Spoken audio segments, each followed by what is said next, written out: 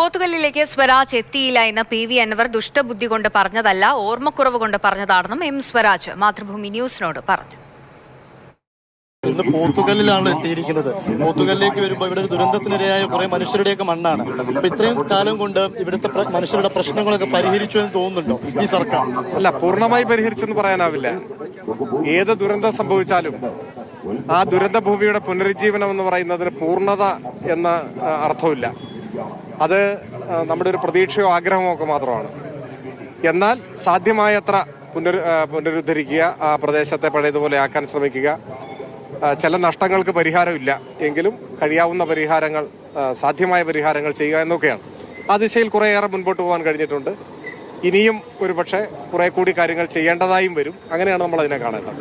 ഇപ്പോൾ PV അൻവർ അടക്കമുള്ള ആളുകൾ പറയുന്നത് ഇവിടെ ദുരന്തമുണ്ടായ സമയത്ത് അങ്ങ് ഇങ്ങോട്ടേക്ക് എത്തിയില്ല എന്നൊക്കെയാണ്. അതിനെങ്ങനെ നോക്കിക്കാണുന്നു? ഇല്ല, അത് പുള്ളി അങ്ങനെ എന്തെങ്കിലും ദുഷ്ടബുദ്ധി കൊണ്ടൊന്നും പറഞ്ഞാവില്ല. ഓർമ്മക്കുറവാകും. ഓർമ്മക്കുറവൊക്കെ നമുക്ക് പൊറുക്കാവുന്നതേ ഉള്ളൂ. അത് അല്ലല്ല, അത് ആ കാലത്ത് ഇവിടെ ഉണ്ടായിരുന്നവർക്കെല്ലാം അറിയുന്നൊരു കാര്യമാണ്. അതൊന്നും ഞാനിനി പറഞ്ഞ് സമർത്ഥിക്കേണ്ട കാര്യമില്ല. മാത്രമല്ല, അന്ന് അദ്ദേഹം അതിനെക്കുറിച്ച് പറഞ്ഞിട്ടുണ്ട്. അപ്പോൾ ഇന്ന് അദ്ദേഹത്തിന് ഓർമ്മക്കുറവുണ്ടെങ്കിൽ, പക്ഷെ അന്ന് അദ്ദേഹം അതിനെക്കുറിച്ച് രഹസ്യമായിട്ടല്ല, ഫേസ്ബുക്കിൽ തന്നെ പരസ്യമായി പറഞ്ഞിട്ടുണ്ട്. അപ്പോൾ അല്ല, നമ്മുടെ മുമ്പിലുണ്ട്. യുദ്ധഭ്രാന്തിനൊപ്പം താങ്കൾ ഒരിക്കലും നിൽക്കില്ല, അതിന് സൗകര്യമില്ല എന്നായിരുന്നു ആ ഫേസ്ബുക്ക് പോസ്റ്റ്. പക്ഷെ ഇപ്പോൾ യൂത്ത് കോൺഗ്രസും BJPയും ഒക്കെ പറയുന്നത് താങ്കൾ ഇന്ത്യ വിരുദ്ധനായി എന്നൊക്കെ രീതിയിലുള്ള പ്രചാരണങ്ങളൊക്കെ ഒരു ഭാഗത്ത് നടക്കുന്നുണ്ട്. അത് കണ്ടിരുന്നു?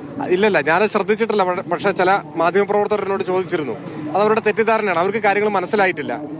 കാര്യങ്ങളെ വസ്തുതാപരമായി മനസ്സിലാക്കാൻ എന്നെങ്കിലും അവർക്കൊക്കെ സാധിക്കുമായിരിക്കും എന്ന് ഞാൻ പ്രതീക്ഷിക്കുന്നു. അത്ര മാത്രമേ ഉള്ളൂ. പ്രചാരണം അടിപൊളിയായിട്ട് പോകുന്നു. പോത്തുകല്ല് കുറെ കൂടെ വൈകാരികമാണ്. പോത്തുകല്ലായിരുന്നല്ലോ ബാല്യകാലമല്ല. അതാ ഇവിടെയുള്ളൊരു സ്കൂളുണ്ട്, GLP സ്കൂൾ പുളപ്പാടം.